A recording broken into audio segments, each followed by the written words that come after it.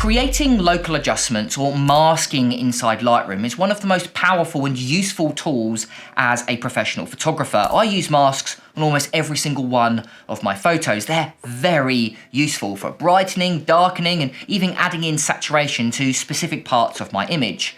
But actually, there's a lot of tools inside masking which you might not have known about, even as a professional.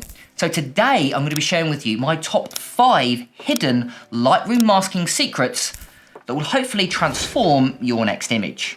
And I'm going to start right now.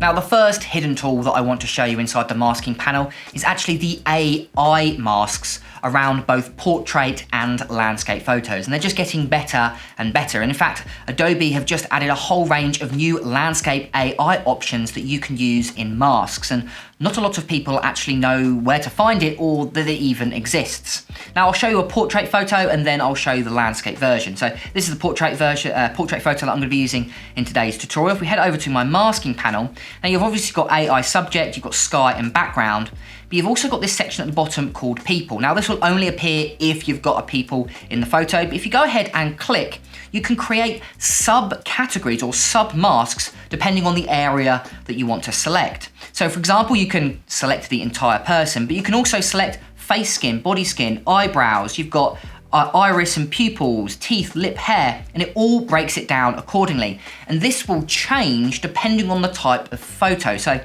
basically Lightroom will scan the image and it will work out, well, what's in the photo that I can actually select. It's a really useful tool. But it's not just for portrait photographers, also landscape photographers as well. So if I show you photo 2, again, people, obviously it hasn't selected any people, but you've got this button here called landscape, and Lightroom will basically do the same thing, but the landscape equivalent. So instead of selecting hair, teeth, lips, we can now select the sky. We can select mountains, we can select the snow that's in this photo, or the natural ground. We can select sub areas of the photo, and it makes masking in Lightroom so much easier, I must say, especially for portrait and landscape photographers. And these will change depending on what's in your photo. I often edit photos with a lot of water in it, so it will actually select the sea or the water itself. A very, very helpful tool, so don't forget that this exists. But talking about AI masks, sometimes they don't work perfectly, and it's kind of annoying, and you have to go in with the brush tool and fix it. But actually I found a workaround that took me a little bit of time to find, but I must say it's really good, so I really wanted to share it with you. So this photo here, I want to darken the background. I'm finding the background a little bit bright. I really want the egret to really stand out, but everything I've done, it just isn't working. So what I'm gonna do is I'm gonna select the background here, and all I'm gonna do is go to my exposure and simply darken it down. I'm not gonna darken it down by much, maybe just half a stop, but you'll notice something. If I go ahead and zoom in, it hasn't done a particularly good job around the feet. Now, before I knew this trick, I'd go into the mask itself, I'd go into add, go to the brush tool and try and brush it in. But to be honest with you, using a mouse and the brush tool, it's a very cumbersome tool. So instead, I found a workaround with the object selection. So with that mask selected, we're gonna go ahead and click add or subtract if it's the opposite problem for you. And then instead of going to the brush, go to select object. Choose a proper sized brush and select the area where you want basically Lightroom to re-look at. I'm gonna go ahead and just choose it like so. And as you can see, it's fixed it. It's done a really, really good job, and it's done it automatically. Again, same if I zoom in a little bit further, you can see that it hasn't done a good job around the bottom of the feet here. Again, it's very small. So I'm gonna go ahead and click add, click select object, and then just paint in the area that you want Lightroom to re-look at. Again, around there, and it's done a really good job. So if you're finding that Lightroom just hasn't done a very good job with its selection, sometimes it does a really good job, sometimes it doesn't, use the object selection and you'll find that you'll get far better results than if you were using the brush tool. Another hidden tool is the Intersect mask, and it's a very useful tool for creating specific custom masks inside Lightroom. Now I'm sure if you've used Lightroom Mask before, you know you've got the add option and you've also got the subtract option, but you've also got the intersect option. That is where basically where those two masks that you've created are basically overlaid is where that new mask will be created. And it's a very useful mask for both portrait and landscape photographers. So if I over to my mask, I want to create a sky mask, but only where those highlights are selected, basically where the sun is. And there's not really a mask that could totally do it. You could use the radial gradient and try and then maybe paint out the bottom here or subtract from the ground, but it might not work perfectly. And actually there's a really quick trick. So let me quickly delete that mask. If I go to my new mask, I'm gonna go ahead and simply select the sky. So that will be our starting mask. But now I want to create a radial gradient of that. So instead of adding or subtracting, go to your mask, go to the mask settings, and this is where you'll find it, intersect mask with. And then you've got all those masks that you can select. So I'm gonna go ahead and select radial gradient, and where those two masks overlay each other is where that new mask will be created. So I'm gonna go ahead and select the sun, and you can see that is where that new mask is created. It's not affecting all the sky, but it's not affecting the ground. And now I can make the changes that I want to. So I might brighten it up a little bit, brighten it up by 0.3 of a stop. I'm gonna go to my temperature, increase that by around +15.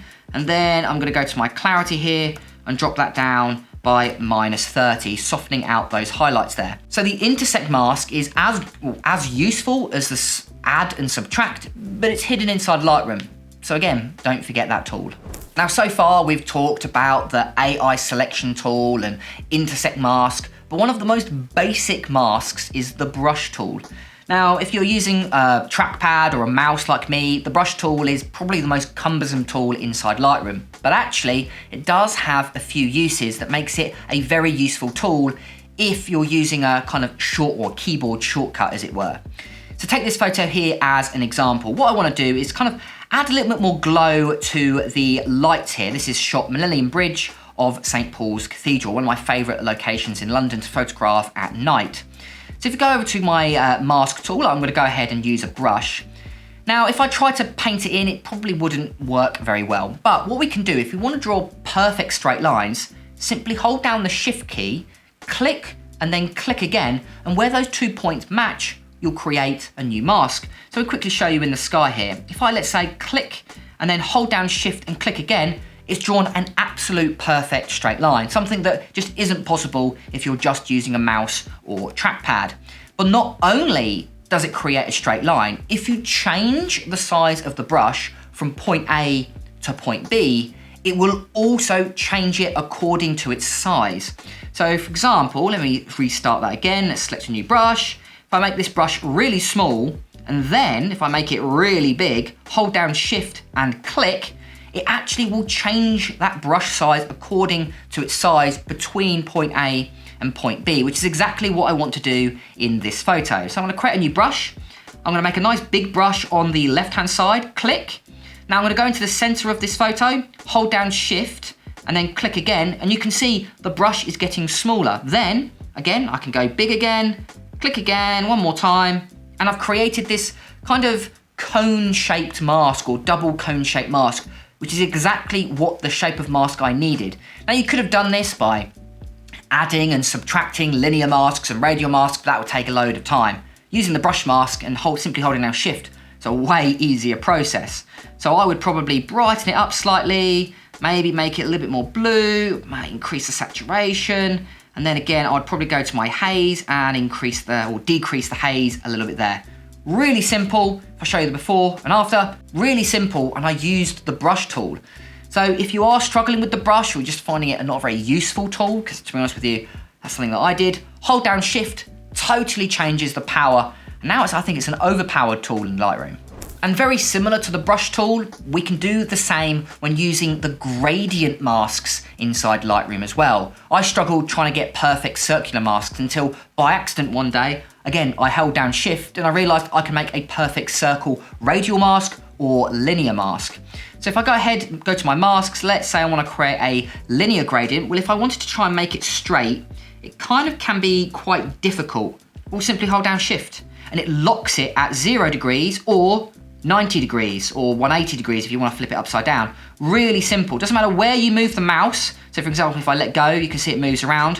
If I hold down Shift, it locks it. Really, really simple. So for example, with this, I'll probably just bring down the exposure slightly, but it also works the same with a radial gradient. Again, if you want to make a perfect circle, hold down Shift, and it locks it into that perfect circle, which is really nice. Again, if I don't hold down Shift, you can make any shape you want. But if I hold down Shift, again, really, really useful.